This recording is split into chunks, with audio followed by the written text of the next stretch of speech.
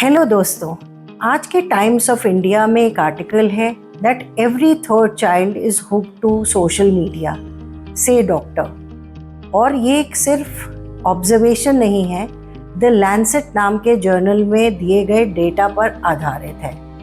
यह भी कहा गया है कि 11% एडोलेसेंट बच्चे विड्रॉल सिम्टम्स शो करते हैं जब उन्हें सोशल मीडिया यूज़ करने से रोका जाता है।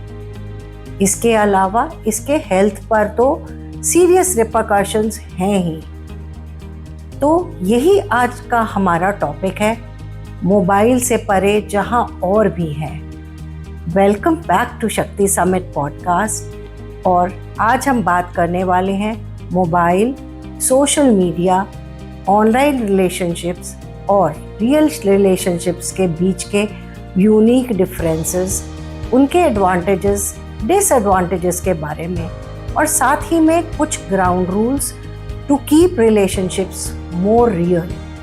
तो साथ में बने रहिए। आजकल बहुत सारे लोगों के हंड्रेड्स एंड थाउजेंड्स में ऑनलाइन फ्रेंड्स होते हैं, पर जब रियल फ्रेंड्स की बात करें तो 2-4 से ज़्यादा नहीं होते, और उनसे भी मिलने का उनके पास टाइम नहीं है। वो इस बात से बिल्कुल अनभिज्ञ हैं कि रिलेशनशिप्स रियल होती हैं। ऑनलाइन फ्रेंड्स वर्चुअल है, जिसमें से आपको बहुत सारों की तो रियल आइडेंटिटी भी नहीं मालूम है। ऑनलाइन रिलेशनशिप्स की बात करें तो फिजिकल प्रेजेंस की कमी तो होती ही है। टच, हग्स और क्लोज बॉन्डिंग का एक्सपीरियंस नहीं होता। कई बारी तो मिसकम्युनिकेशंस होने के पूरे चांस होते हैं। टेक्सटिंग में कभी कभी मीनिंग समझने में गलती हो सकती है, जो मिसअंडरस्टैंडिंग्स का रीज़न बन सकती है। कभी कभी आप टेक्नोलॉजी पर इतने डिपेंडेंट हो जाते हैं कि रियल लाइफ इंटरेक्शंस को इग्नोर कर देते हैं। अब चलते हैं रियल लाइफ रिलेशनशिप्स की तरफ। फेस टू फेस इंटरेक्शंस का अलग मज़ा है। रियल लाइफ रिलेशनशिप्स में इमोशंस को अच्छे से समझ सकते हैं। बॉडी लैंग्वेज और टोन से क्लैरिटी मिलती है। मूवीज़ देखना, पार्टीज अटेंड करना या छोटे छोटे ट्रिप्स में जाना, ये सब experiences face to face relationships में ही बनते हैं। आपके दोस्त या पार्टनर जब आपको इमोशनल या फिजिकल ज़रूरत हो तो वर्चुअल रिलेशनशिप्स काम नहीं आती। आप सीधा फीडबैक ले सकते हैं।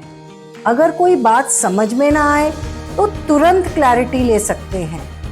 हाँ, इसमें टाइम और एफर्ट तो ज़रूर देना पड़ता है, और बिजी शेड्यूल्स के बीच ये चैलेंजिंग हो सकता है।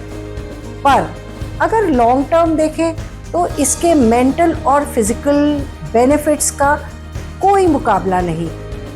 Virtual relationships on the other hand distracted attention को जन्म देती हैं। आजकल जब लोग साथ भी होते हैं तो सब अपना मोबाइल देख रहे होते हैं सोशल मीडिया चेक करने के लिए, और इस वजह से उनके पर्सनल कनेक्शंस कम होते जाते हैं और उन्हें एक दूसरे के साथ क्वालिटी टाइम स्पेंड करने का मौका नहीं मिलता। सोशल मीडिया फीड पर इन्फ्लुएंसर्स और उनके ग्लैमरस लाइफ्स को देखकर लोग अपनी रिलेशनशिप से डिससैटिस्फाइड फील करते हैं। वो अपनी रियल रिलेशनशिप्स को अनरियलिस्टिक स्टैंडर्ड से कंपेयर करती हैं, स्पेशली टीनेजर्स जिनका इम्प्रेशनेबल माइंड होता है। ऑपोजिट सेक्स से ऑनलाइन फ्रेंडशिप कर कई बारी रियल लाइफ में जेलसी को जन्म दिया जाता है। कई बारी इमोशनल कनेक्शंस भी डेवलप हो जाते हैं, जिससे उनकी रियल लाइफ रिलेशनशिप्स को खतरा हो सकता है। और लोग कैट फिशिंग जैसे फर्जी पहचान के भी शिकार हो जाते हैं।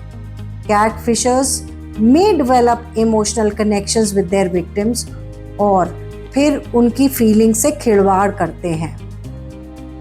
People may portray an ideal version of themselves which can create unrealistic expectations. और इसका एक और फॉल आउट है कैटफिशिंग या जाली पहचान, इसका पहला हाई प्रोफाइल केस जो लाइमलाइट में आया वो मानती त्यो का था, जो 2012 में हुआ। मानती त्यो, जो नॉटर डैम के कॉलेज फुटबॉल प्लेयर थे, एक ऑनलाइन रिलेशन में थे जिसे उन्होंने टिने केकुआ के नाम से जाना। तियो ने सोचा कि लिनोय एक असली और रियल वुमन है। यह रिलेशनशिप कई सालों तक चली, लेकिन उन दोनों की कभी भी मुलाकात नहीं हुई। कहानी तब बदली जब तियो को यह बताया गया कि उनकी गर्लफ्रेंड ल्यूकीमिया से मर चुकी है। लेकिन बाद में यह पता चला कि लिनोय केकुआ एक फिक्शनल पर्सोना थी, जो एक आदमी रोनैया ट्यूस्कोप के बनाई थी। इस रेवलेशन ने स्पोर्ट्स वर्ल्ड को हिला दिया और ऑनलाइन रिलेशनशिप्स, आइडेंटिटी और डिसेप्शन पर सवाल उठाए। मानती त्यो का केस मीडिया में बहुत चर्चा का विषय बना और ये कैटफिशिंग फिनोमिना पर डिस्कशंस को जन्म दिया। यह दिखाता है कि कैसे ऑनलाइन लोग आसानी से मिसलीड हो सकते हैं या कर सकते हैं। इसके बाद तो ऐसे कई किस्से हुए। अभी भी नेटफ्लिक्स पर स्वीट बॉबी नाम की एक डॉक्यूमेंट्री आई है, जो ज़रूर देखिएगा ताकि आप खुद और अपने बच्चों को भी ठीक से गाइड कर पाएं। तो अब बात करते हैं कुछ टिप्स की to foster healthier real relationships. Eating time should be no mobile time. कुछ पेरेंट्स टाइम की कमी के कारण बचपन से ही बच्चों को YouTube वीडियो से डिस्ट्रैक्ट कर मुंह में बस खाना डालते रहते हैं। इससे बच्चे में खाने के प्रति रुचि तो पैदा नहीं होती, बल्कि वीडियो देखने का चस्का लग जाता है। तो पहला ग्राउंड रूल, खुद भी खाते समय मोबाइल का इस्तेमाल ना करें और बच्चों को भी इसकी आदत ना डालें। घर के कुछ कॉर्नर्स को टेक फ्री जोन डिक्लेयर कर दें, जैसे डाइनिंग रूम हो सकता है, लिविंग रूम हो सकता है। यहाँ पे मोबाइल लाने की बिल्कुल इजाज़त ना दें और यह रूम्स सिर्फ फेस टू फेस इंटरेक्शन के लिए रखें। वैसे भी फेस टू फेस इंटरेक्शंस को हमेशा प्रायोरिटाइज करें। अपने आप से कमिटमेंट करें कि हमेशा कम से कम हफ्ते में एक बारी किसी फ्रेंड या फैमिली को इन पर्सन मिलेंगे। Set boundaries for online engagement. Designate specific time for online interactions to avoid them spilling over into quality time with your family. For example, limit social media usage during meals or family time. Practice digital detox. Set aside a regular period for digital detox where you disconnect from online interactions to fully engage with the people around you.